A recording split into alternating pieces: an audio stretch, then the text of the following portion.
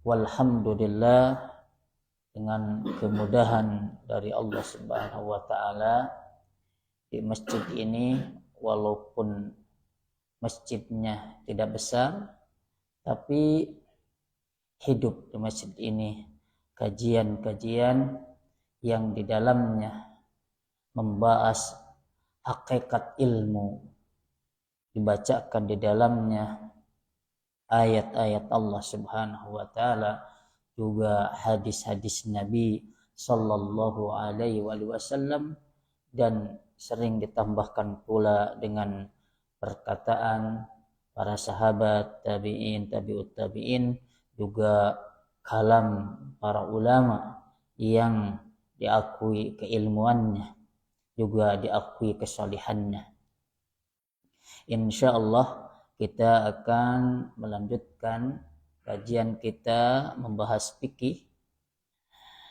Adapun kitab rujukan utama kita yaitu kita menggunakan kitab Al-Wajiz fi Fiqh Sunnati wal Kitabil Aziz yang disusun oleh Dr. Abdul Azim bin Badawi hafizahullah taala, dan terkadang saya pun menambahkannya dengan kitab yang lainnya, di antaranya yaitu kitab Al-Fiqhul Muyassar. Pembahasan kita sekarang yaitu membahas tentang wajibnya meluruskan dan merapatkan saf, ya.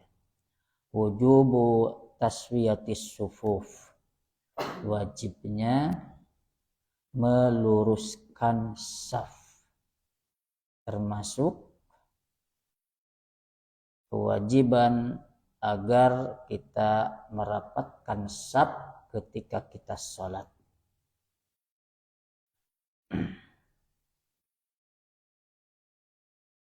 Yajibu 'alal imami alla yadkhula fis sholati hatta tastawiyas sufuf. Bagi seorang imam diwajibkan untuk tidak memulai sholat kecuali jika saf sudah lurus juga rapat. Wa an ya'murahum bidzalik, maka imam pun harus memerintahkan jamaah atau makmum untuk meluruskan dan merapatkan saf.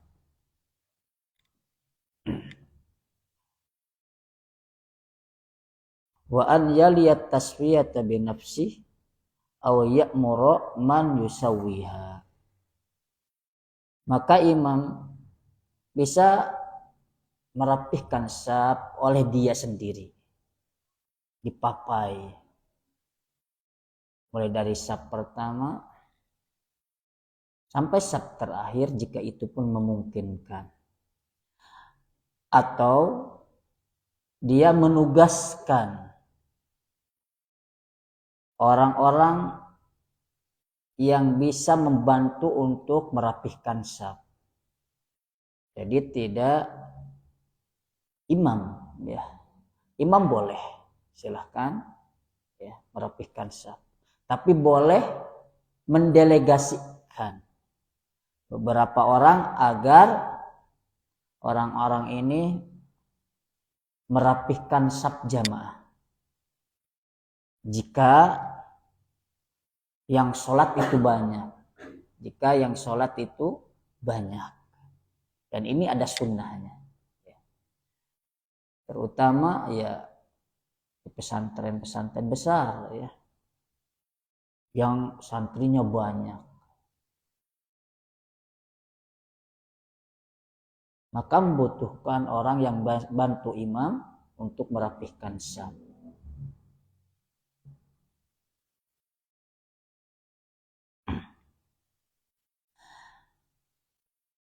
An Anasin qala Rasulullah sallallahu alaihi wasallam sawwu sufufakum fa inna taswiyatas saf min tamamis shalah. Luruskan saf kalian di dalam salat.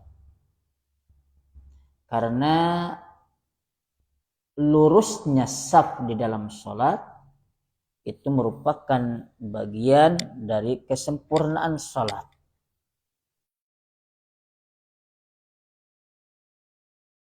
Wa an Abi Mas'udin qala kana Rasulullah sallallahu alaihi wasallam yamsahu manakibana fis shalah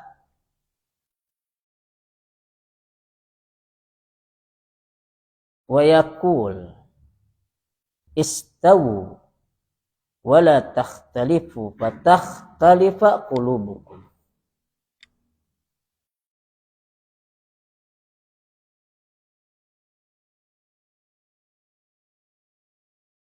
Dari Abu Mas'ud radhiyallahu anhu, ia berkata,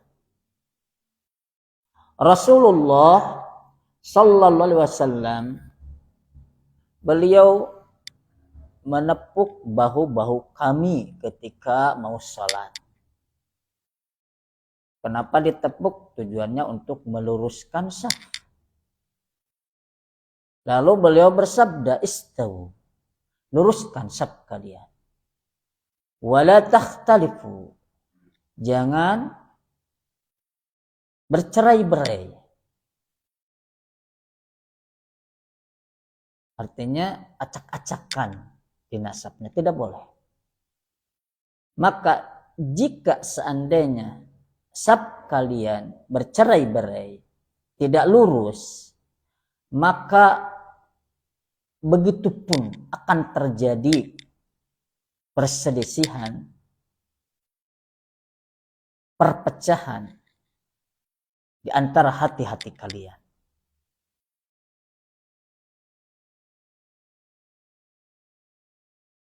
Dari hadis ini tentunya kita bisa mengambil faidah. Yang pertama, wajibnya meluruskan saf di dalam salat. Yang kedua,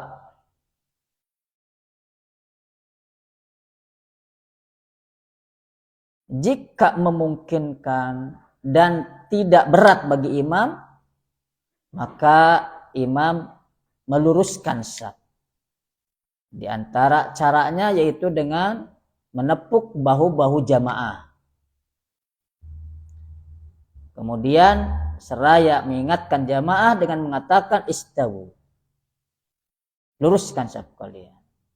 Wala takhtalifa fatakhtalifa qulubukum, dan jangan bercerai-berai.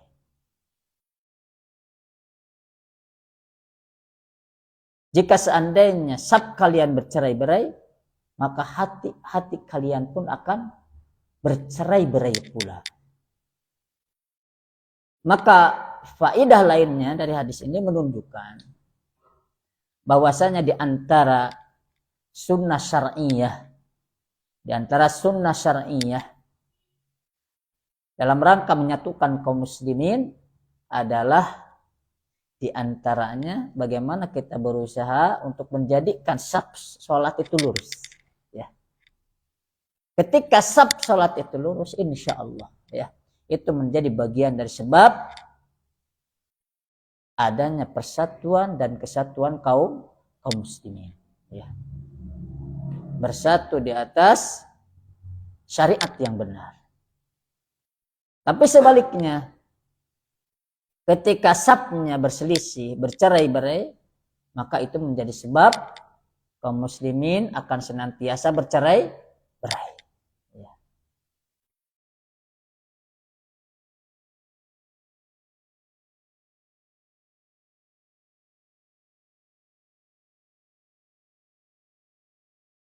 Tentunya patokan kita dalam meluruskan saf, ya, adalah kedua mata kaki, ya, bukan ujung kaki, ya, bukan ujung jari jemari kaki, karena ujung jari jemari kaki itu beda-beda, ya, aya anu pendek, anu ponok aya anu panjang anu sedang.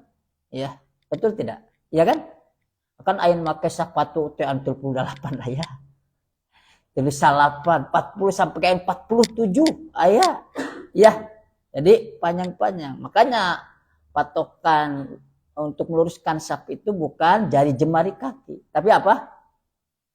Iya, kedua mata kaki atau tumit. Begitu ya. Karena relatif kalau tumit hampir sama. Relatif, walaupun sedikit mungkin ada beda, tapi relatif hampir sama. Antara yang tinggi dengan yang pendek, betul tidak? Ya, seperti itu. Tapi sekali lagi kalau menjadi ukurannya adalah depannya, ya ujung jari jemarinya kan, maka itu beda-beda ukuran, bisa sampai ke 7 cm, 8 cm beda nah gitu ya. Tapi kalau tadi ya tumit atau apa kedua mata kaki hampir semuanya sama, mau yang panjang ataupun mau yang tinggi ataupun yang pendek ya.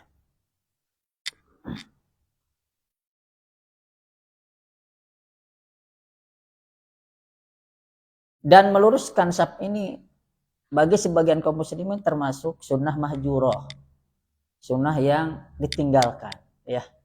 Hatta anak perhatikan di pesantren-pesantren ya. Maksudnya di pesantren yang kurang perhatikan sunnah ya. Kiainya teh hare-hare gitu. Sap bengkok kok gitu. Makanya bagaimana bisa berakidah dengan benar ya.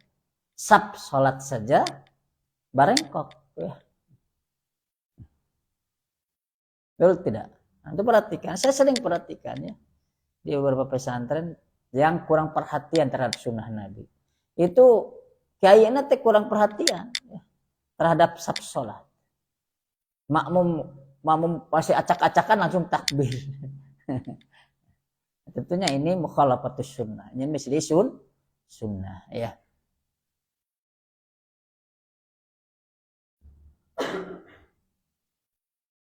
Wa anin Nu'man ibni Bashir qala kana Rasulullah sallallahu alaihi wasallam yusawwi sufufana hatta ka'annama yusawwi bihal qadah hatta ra'a anna qad aqalna anhu summa kharaja yawman faqama hatta kada yukabbir fara'a rajulan badiyan sadruhu minas saf faqala ibadallah la tusawwunna sufufakum aw la yukhalifannallahu baina wujuhikum. Dari Nu'man bin Bashir radhiyallahu an, ia berkata, Rasulullah sallallahu alaihi wasallam beliau senantiasa meluruskan saf-saf kami dalam salat. Bahkan ketika meluruskan saf, seolah-olah beliau sedang meluruskan anak panah. Sedang meluruskan anak panah. Semua kumacana rempang, begitu kan? Sehingga beliau melihat bahwasanya kami telah paham tentang masalah kewajiban meluruskan saf. Ya. Di awal-awal mungkin para sahabat belum paham, ya, sehingga diatur pun jijinya saf. Maka jika kalau seandainya sudah paham, tinggal ingatkan saja, luruskan saf. Seperti itu. Tapi tentunya seorang imam tidak sekedar meluruskan saf, lihat ya. Karena kadang-kadang ada imam luruskan saf tapi tidak perhatikan saf ada. Begitu ya. Kemudian tentunya mungkin bagi yang ada di sampingnya perhatikan. Ya, bagi orang ya yang ikut berjamaah dengan imam, perhatikan teman yang di sampingnya kanan atau kiri. Perhatikan, udah lurus belum? Belum mulai sholat, ingatkan. Belum lurus sholat. Belum lurus saf, ingatkan temannya. Sehingga Rasulullah SAW melihat kami bahwasanya kami sudah paham terjadinya perselisihan di antara kaum muslimin. Ya.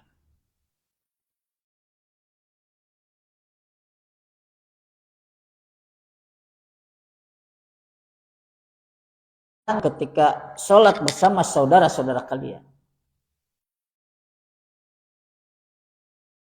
Jadi ketika sholat ngerasting tangan teh ya, ayo masuk sabtu. Jadi lunakan begitu ya, biar nyaman. Ya, begitu.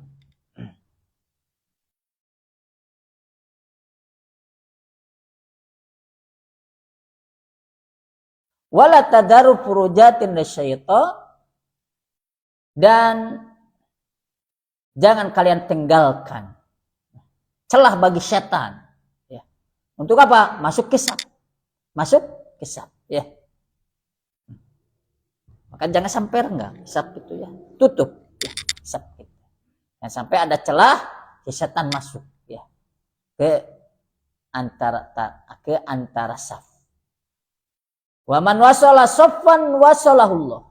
Barang siapa yang menyambungkan saf, maka Allah akan menyambungkannya.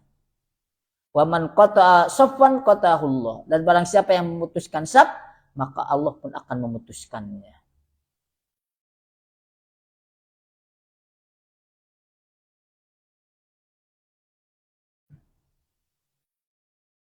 Jadi rapatkan saf, luruskan saf dalam kondisi nyaman, ya. Dalam kondisi nyaman, ya. Tidak juga padedet, ya. Tidak juga padedet. Sehingga rek takbir teh hese. Tidak juga, ya. Begitu, ya. Yang sampai rapatnya itu rapat yang menjadikan gerakan sholat kita tidak nyaman. Sujud sedikit tindih.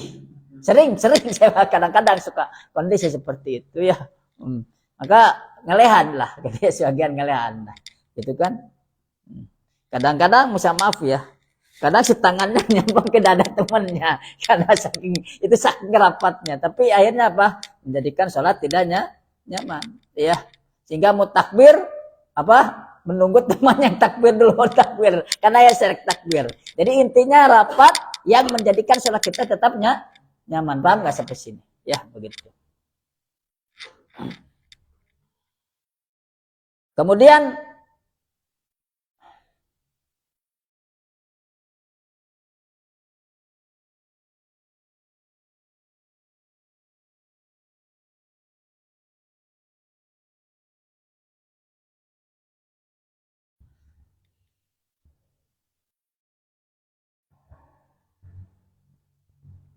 dilarang dalam hadis ini ada faedah kita dilarang memutuskan saf, ya, dilarang memutuskan saf, ya.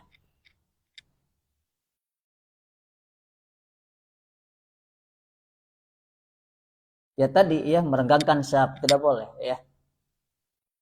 Sebenarnya dengan merapatkan saf masih bisa tetap nyaman. Tapi ada kondisi-kondisi ya, kadang karena saking rapatnya akhirnya sholat tidak nyaman. Ada seperti itu. Tapi ada juga orang yang tafrid namanya meremehkan hukum merapatkan saf. Dia tidak mau merapatkan saf. Bahkan kita berusaha merapatkan saf dia menjauh, betul nggak? Itu pernah pengalaman nggak? Iya kan? Kita berusaha merapatkan saf, dia malah menjauh, ya. 1, 2, ketiganya malah menginjak kaki kita. Ya sudah, antum jangan kejar dia udah. Berarti dia termasuk yang memutuskan saf, ya. Kadang ada orang yang risih ya dengan sunnah, ada. Risih merasa ini asal risih rek. Dia merasa tidak nyaman ketika saf dirapatkan. Ada banyak, ya. Begitu juga ya, ada orang yang merasa risih ketika saf tidak dirapatkan. Betul tidak? Risih. Pertanyaannya, mana yang lebih menetapi sunnah? Makanya kalau berbicara masalah perasaan dalam agama, kedua-duanya risih, betul tidak? Yang tidak merapatkan saf merasa risih ketika saf dirapatkan, dan orang yang merapatkan saf merasa risih ketika saf tidak dirapatkan. Maka pertanyaannya, ini kan sama-sama perasaan yang berbeda. Maka mana di antara perasaan tersebut yang sesuai dengan sunnah? Ya. Termasuk dalam dalam masalah pakaian. Ya. Ada orang yang merasa risih ketika pakaiannya ngatung. Ya. Ningali nu ngatung teh ini berigidigan. Ini kebanjir, betul nggak? Ya kan, risih dia, risih, gitu kan? Dongkol hatinya melihat ada orang yang pakaiannya ngatung. Ya. Kealaman. Maksudnya kealaman ya. Ada orang yang risih dengan saya karena pakaiannya ngatung ya. Dia risih kan gitu ya. Kemudian ada orang yang risih ketika melihat ada orang yang pakaiannya menjulur di atas kedua mata kaki. Artinya isbal. Ya. Risih. Kedua-duanya risih. Ya. Betul tidak? Kedua-duanya risih. Perasaan kan? Perasaan. Pertanyaannya. Mana di antara yang dua risih ini yang sesuai dengan sunnah? Nah begitu. Paham nggak? Nah. Jadi patokan kita kan dalil. Bukan perasaan. Kita sering kita harus dengan dalil. Tapi realnya kadang-kadang ada orang masih perasaannya mendominasi sikapnya. Ya. Berarti min ahlil hawa. Itu termasuk bagian dari orang-orang yang mengikuti hawa nafsu. Ya. Sampai ada teman anak ya, maaf ya. Teman anak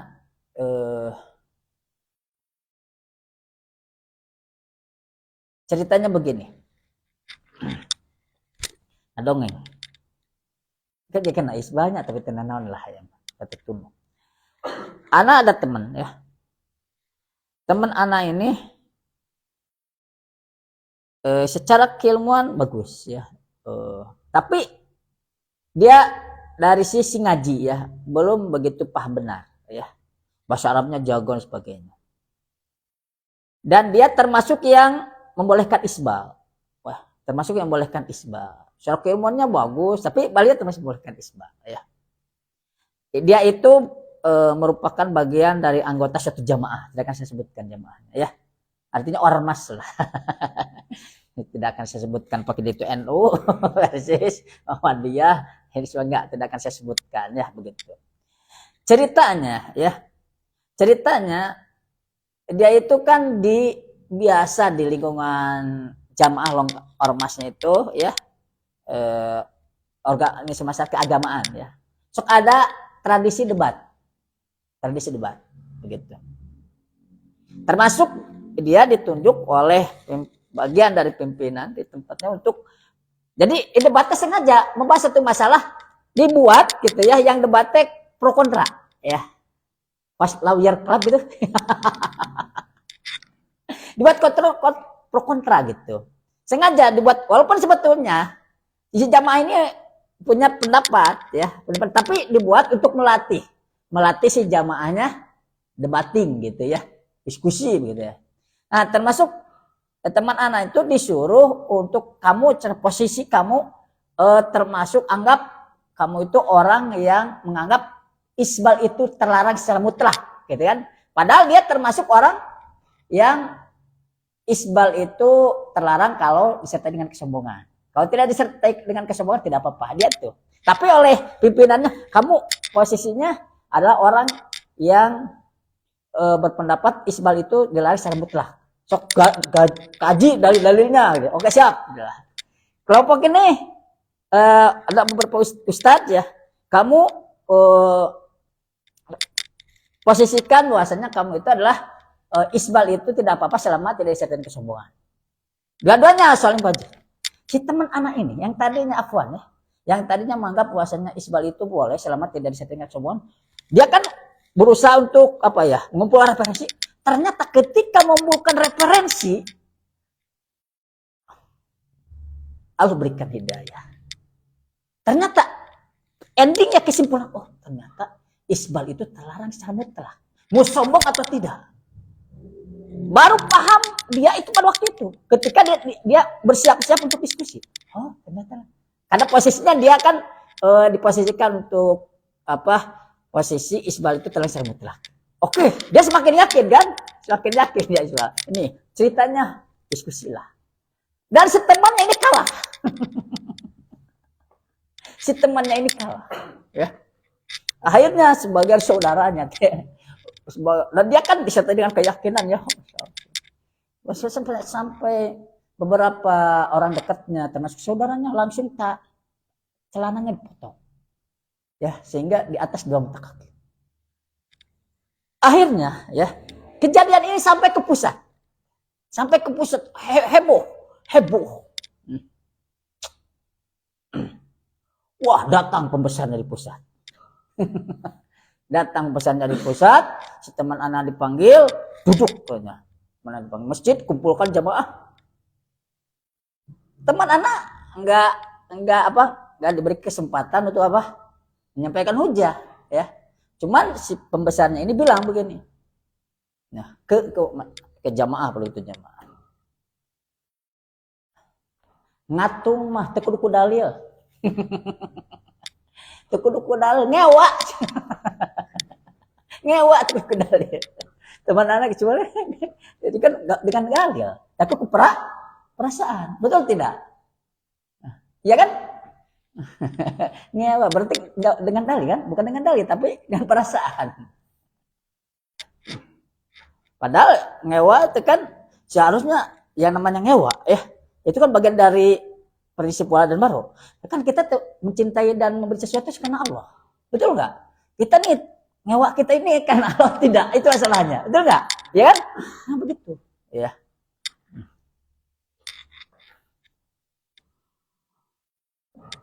Kita teruskan.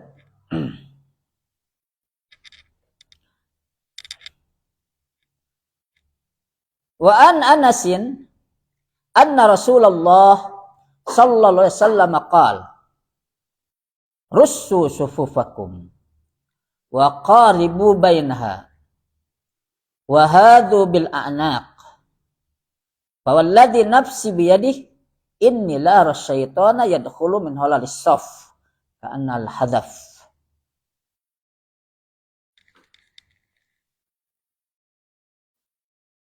Ya. Dari Anas radhiyallahu anhu, Rasulullah sallallahu alaihi wasallam bersabda, "Russu sufufakum." Rapatkan saf-saf kalian. Rapatkan. Wa qaribu bainaha, dan dekatkan saf di antara kalian. Wa hadu bil a'naq, dan luruskan leher-leher kalian. Ya. Fa walladzi nafsi biyadihi, demi yang jiwaku berada di tangannya. Inilah syaitan, sesungguhnya aku melihat setan, kata Nabi, yadkhul min halalis saf, masuk ke celah saf. Masuk ke celah saf. Ka'anna al-hadab, seolah-olah setan tersebut seperti al-hadab disebutkan di sini, yaitu gonam sigor, ya sawan, yaitu anak kambing kecil, ya. Jadi anak kambing kecil yang hitam warnanya. Jadi Nabi menyuruh kita ya untuk meluruskan dan merapatkan saf. Jangan sampai ada celah setan masuk ya. Seperti itu. Paham enggak sampai sini? Nah. Dan dalam saf ya, antum maaf, kadang-kadang saya sering melihat ya ini hanya ini sebagai tadzkirah untuk anak juga, khawatir anak juga kadang-kadang ya salah ya, tadzkirah juga untuk antum dalam saf ya. Antum jangan terlalu begini ya, saking ingin merapatkan saf tapi antum jadi egang ya. Anak sering melihat kadang ikhwan ya, kadang sholatnya itu teregang karena ingin merapatkan, udah biasa jadi merasa nyaman dengan egang ya, begitu, jadi egang begini. Jangan, makanya seperti siniran tuh cara sholat.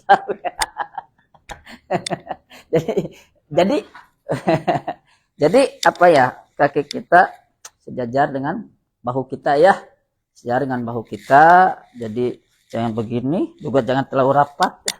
Iman rapat juga ya. Jadi ya sejajar dengan saf. Kemudian kaki kita lurus ya. Jadi kaki kita lurus, maaf. Jadi jangan begini juga ya. Kalau begini kan ada antum sering lihat ya, mungkin termasuk bagian dari antum juga ya. Kadang sholat ini nggak ke kiblat, ya betul nggak? Ini nggak ke kiblat ini. Kemudian mudah diinjak orang, betul nggak? Ketika merapatkan ini jari kita akan diinjak. Ketika merapatkan saf, betul nggak? Makanya lurus ya. Jadi lurus nanti. Jadi memungkinkan lurus dan rapat saf bisa begitu. Diusahakan saja ya, diusahakan belajar. Mungkin awal-awal yang terbiasa begitu berat, tapi terus saja belajar ya. Gitu. Karena memang kadang-kadang ada bawaan.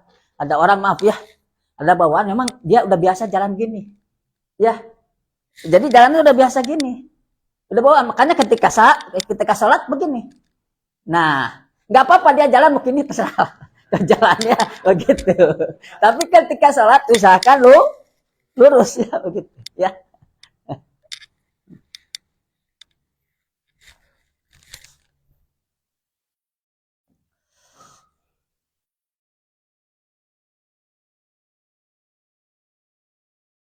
Kemudian selanjutnya, kaifa tusawwa as-sufuf? Bagaimana saf itu diluruskan? An Anas radhiyallahu anhu, anna nabiyyi sallallahu alaihi wasallam qala aqimu sufufakum fa inni arakum min wara'i dhahri wa kana aduna yuljiku mankibahu min mankibi sahibihi wa qadamu bi qadamihi. Nabi sallallahu alaihi wasallam bersabda, luruskan saf-saf kalian. Karena sesungguhnya aku itu melihat kalian dari belakang punggungku. Ya. Wallahu a'lam. Tentunya ini berdasarkan wahyu. Ya. Berdasarkan wahyu. Ya. Jadi punggung Nabi bukan berarti ada matanya ya. Tapi tentunya ini ya ada wahyu. Ya. Karena kan tadi juga Nabi kan ketika mau apa? Ketika mau takbir, apa saja mau takbir, Nabi melihat ada orang yang dadanya menonjol, artinya tidak lurus. Maka kata Nas, bahkan ahaduna, maka salah seorang di antara kami pun yuljiku mankibahu bimankibihi, menempelkan ya bahunya ke bahu temannya. Wa qadamu bi qadamihi, dan telapak kakinya kepada telapak kaki temannya gitu ya.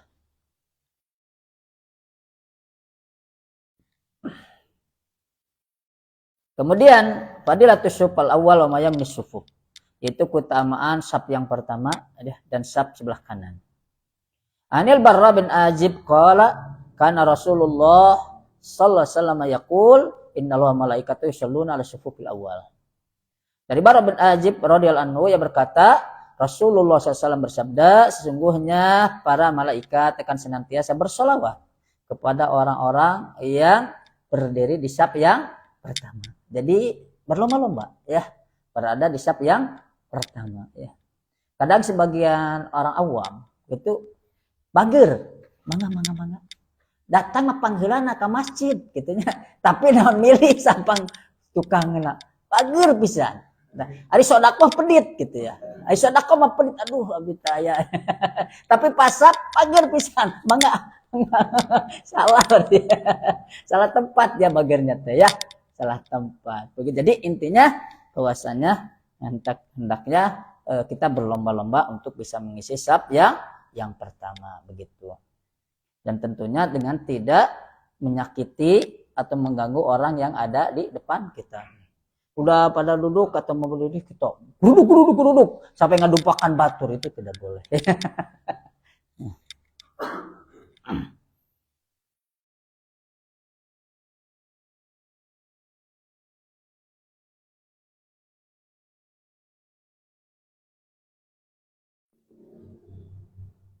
Kemudian tadi disebutkan bahwasanya ya keutamaan berada di saf apa yang kanan ya, artinya ketika saf tentunya kita tengah ya, kita tengah, bukan karena oh ini kanan udah ujung kanan, enggak juga gitu ya. Tapi ketika saf kita pertengah kan, datang tengah, dua orang tengah, datang yang ketiga maka dahulukan yang ke kanan.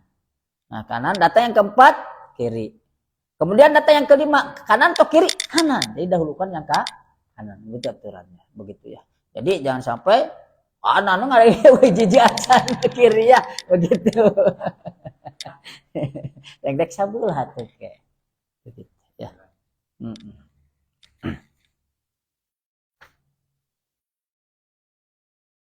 Kemudian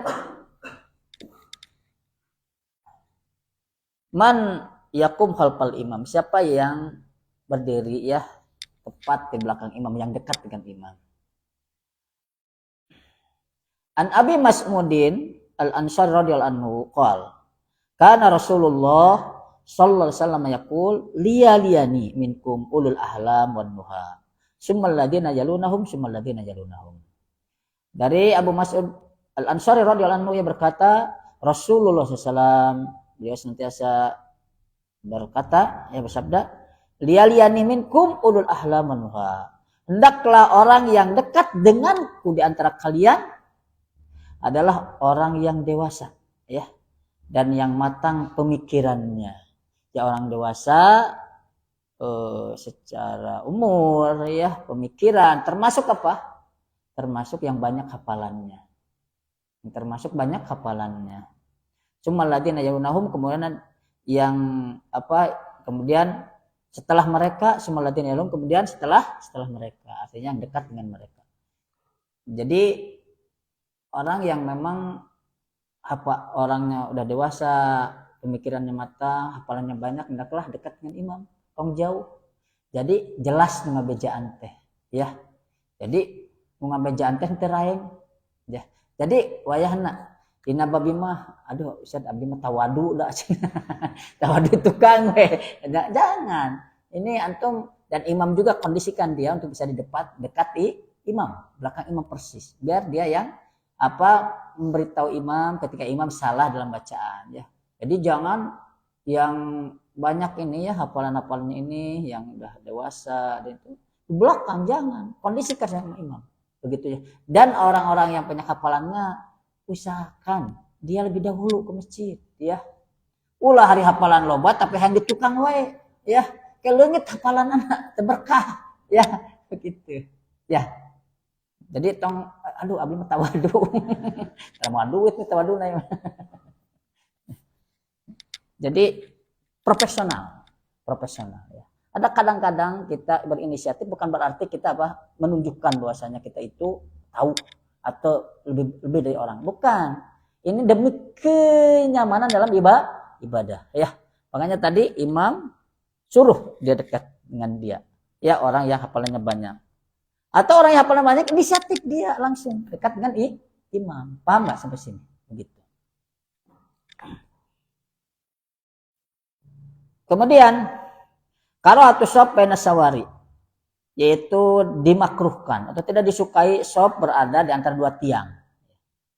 An Muawiyah bin Qurrata nabihi qol kunna nunha an nasuffa baina sawari ala ahdi Rasulillah sallallahu alaihi wasallam wa nutradu anha tardan. Dari Muawiyah bin Qurrah, dari bapaknya, yang berkata, kami dilarang untuk berbaris di antara dua tiang di zaman Rasulullah SAW. Dan kami benar-benar dijauhkan untuk bisa sholat di antara dua tiang. Ya. Ya, artinya sholat itu jangan di antara dua tiang. Ya. Jadi orang karena kadang masjidnya dua lantai, gitu ya. Jadi di tengah-tengah teh ya tiang, gitu kan. Makanya usahakan di antara dua tiang itu jangan diisi, ya, karena itu memutuskan saf. Kalau kondisi masjid luas, berbeda kalau kondisi masjidnya sempit, ya darurat sifatnya.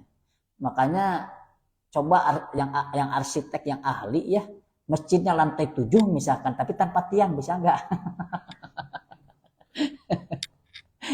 Ya, artinya jangan sampai tiang ini mengganggu saf, gitu, ya. Banyakan kan anak lihat di masjid-masjid umum, ya tidak paham sunnah ini, ya. Padahal masjidnya besar, yang sholat 4 saf 5 saf, ya, 5 saf, masjidnya masih lowong kan nih, tapi dijadikan di antara dua tiang itu sebagai bagian dari saf. Yang akhirnya apa? Saf itu terputus, ya. Misalkan ini tiang, ya, ini tiang afwan, ya. Ini ada botol nggak? HP itulah afwan. Ini HP nih. Ini HP, ya. Ini botol, ya, nih. Ini kan saf sholat. Ini tiang, anggap tiang. Nah, di sini dijadikan saf, ya. Ini tiang. Otomatis kan ada saf lagi sana. Dan ini memutus saf. Ini tidak boleh, ya. Nah, makanya kecuali kalau masjidnya sempit. Itu darurat. Oke. Masalahnya ini enggak cukup, ya udah ini darurat sifatnya, ya. Yang masjid masih lega orang.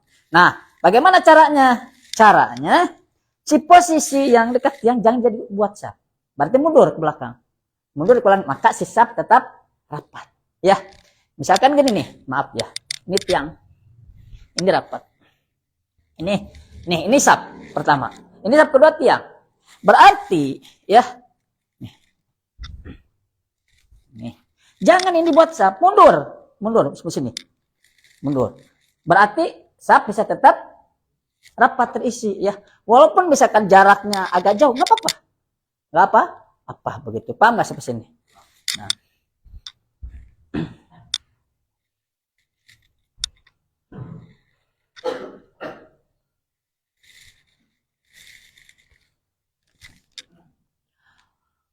Wa inna ma hadza fi haqqil jamaah. Amal munfarid fala ba'sa bi sholatihi bainal amudaini idza tahadha sutratan. Sesungguhnya ya, larangan salat yang di antara dua tiang itu ketika dalam kondisi salat berjamaah. Adapun ketika seseorang munfarid ya, seseorang munfarid,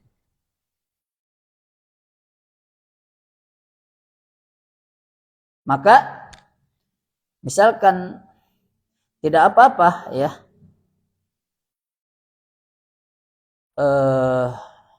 dia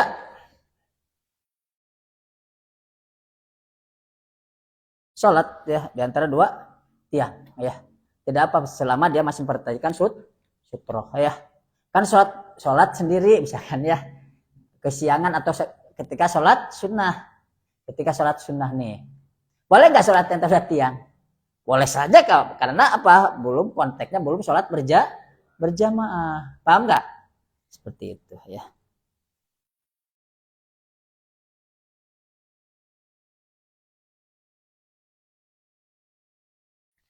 Mungkin ini saja yang bisa Anda sampaikan ya. Ada pertanyaan? Jelas? Jelas ya? Oke, kita tutup dengan kafaratul majlis. Subhanakallahumma wa bihamdik asyhadu an la ilaha illa anta astaghfiruka wa atubu ilaik. Assalamualaikum warahmatullahi wabarakatuh.